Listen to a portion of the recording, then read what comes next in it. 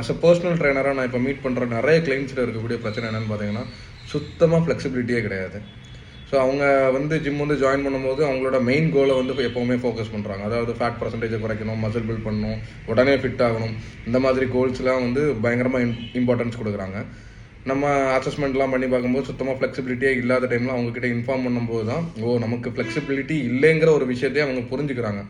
அதாவது எக்ஸசைஸில் ஃப்ளெக்சிபிலிட்டி இல்லை, அவங்களோட டெய்லி ருட்டீன்லேயுமே இந்த மாதிரி ஆட்களுக்கு ஃப்ளெக்சிபிலிட்டி இருக்காது.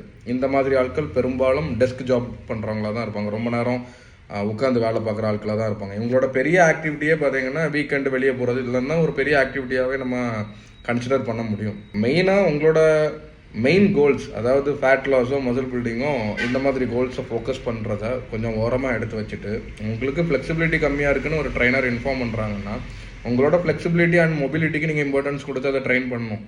அப்படி இல்லாத பட்சத்தில் எண்டில் ஒரு இன்ஜுரியில் போய் முடிகிறதுக்கான வாய்ப்புகள் ரொம்ப ரொம்ப அதிகம். ஸோ ஸ்மார்ட்டாக ட்ரெயின் பண்ணணும். ஏதாவது ஒரு இன்ஜுரி வந்ததுன்னா மறுபடியும் அதுலேருந்து நம்ம ரெக்கவர் ஆகி வரணும், அதுலேருந்து ரீஹேப் பண்ணணும். இந்த மாதிரி நிறைய ப்ராப்ளம்ஸ் வரும். அதனால இன்ஜுரி இல்லாமல் ட்ரெயின் பண்ணுறவங்க தான் என்றைக்குமே ஸ்மார்ட்டான ஆள்.